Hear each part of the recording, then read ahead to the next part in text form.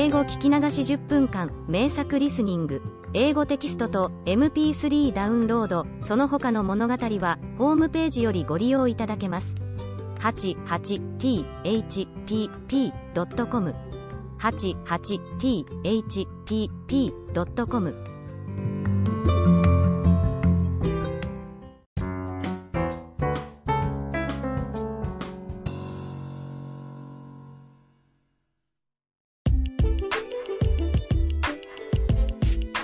My parents married by an arranged marriage. Marriage used to be a knot between two families, not individuals in Japan. A mutual acquaintance introduced my parents to both families with their photographs. Although my parents didn't like each other, the tie as the family seemed favorable to their parents. My mother agreed with the marriage very unwillingly after the fortune teller said that she would handle money by $1 million if she married my father.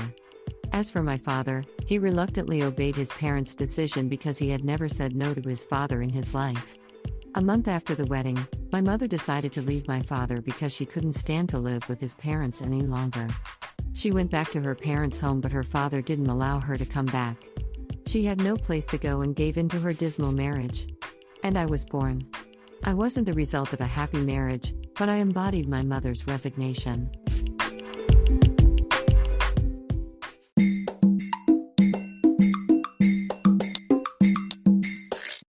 Audiobook, Japanese Dream by Hidemi Woods on sale at online stores or apps.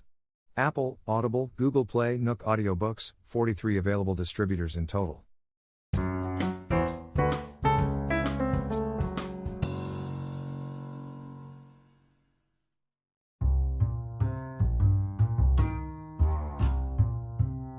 For some reason, I like a wristwatch so much.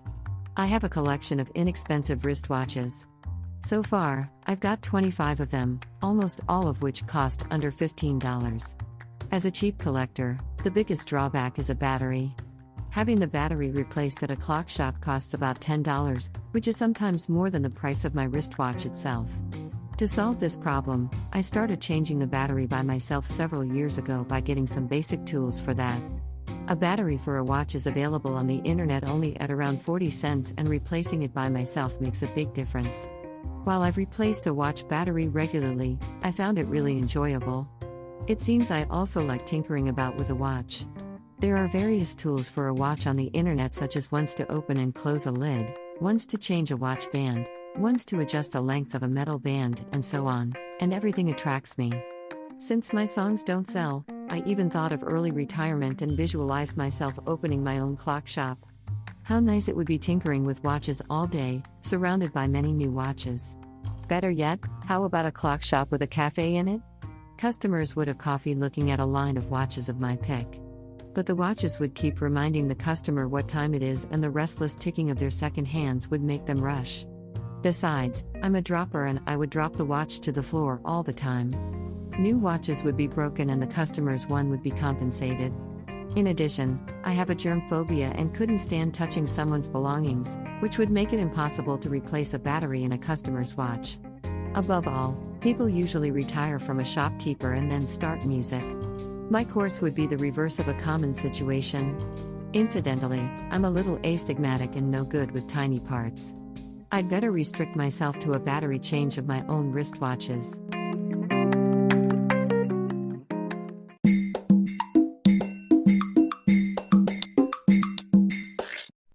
Audiobook, Japanese Dream by Hidemi Woods on sale at online stores or apps. Apple, Audible, Google Play, Nook Audiobooks, 43 available distributors in total.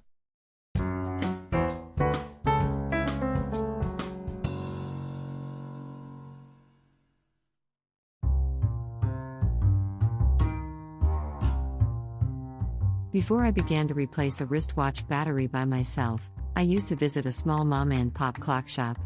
It was diffidently situated in a nook of a supermarket. Although the supermarket had fairly many shoppers around, they just walked past the clock shop and seldom got in. The shop looked near deserted, and I often saw an old couple who kept the shop nodding off over the counter. The old man was a typical bull-headed craftsman. He never pitched or chatted friendly to the customer, but worked on a watch intensely and precisely. All his tools looked as old as he himself was, having used for who knew how many years. Every watch of mine I brought there was a cheap one, and yet he treated them as if they were high-end watches. One of my wristwatches has a peculiar shaped lid, and when I brought it in for a battery change, he closed the lid with his own hands by taking 10 minutes since his tool was too old to deal with the shape. When I brought in an apparently broken wristwatch, he poured a mysterious liquid inside the watch and dried it with the ceiling light by standing on the chair to reach up the light for 10 minutes. The watch started ticking again magically and has been in top shape since then.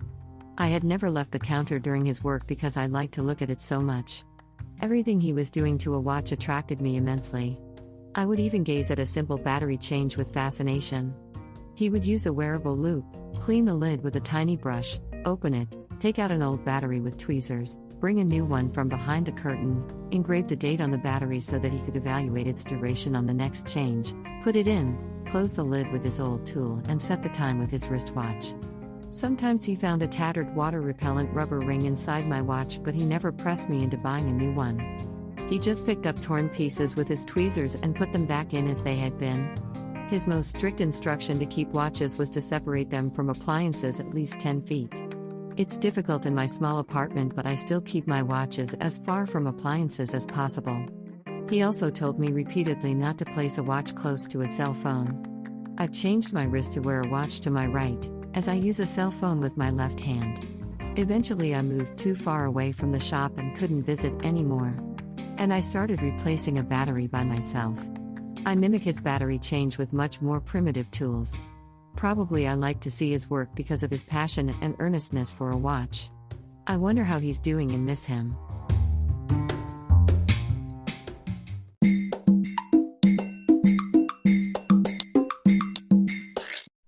Audiobook, Japanese Dream by Hidemi Woods on sale at online stores or apps. Apple, Audible, Google Play, Nook Audiobooks, 43 available distributors in total.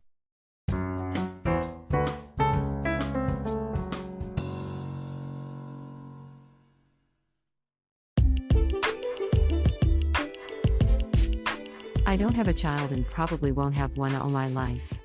But in my dreams, I've cuddled my baby for several times. It's a boy and always the same baby, and I firmly believe I have a child in a different dimension. One day, in my dream, or in that dimension, I saw him in his 20s.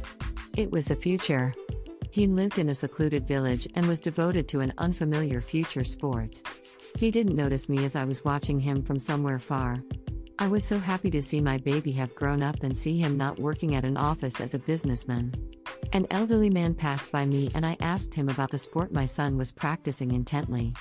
My question was if the sport was some kind of official, recognized, or popular, which was somehow a possible way to make money.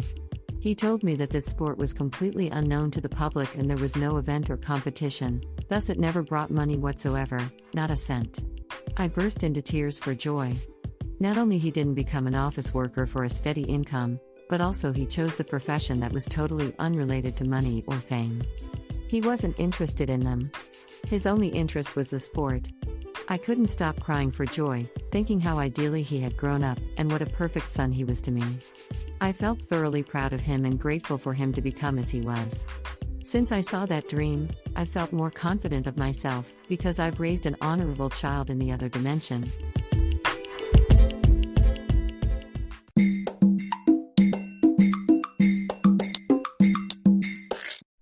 Audiobook, Japanese Dream by Hidemi Woods on sale at online stores or apps. Apple, Audible, Google Play, Nook Audiobooks, 43 available distributors in total.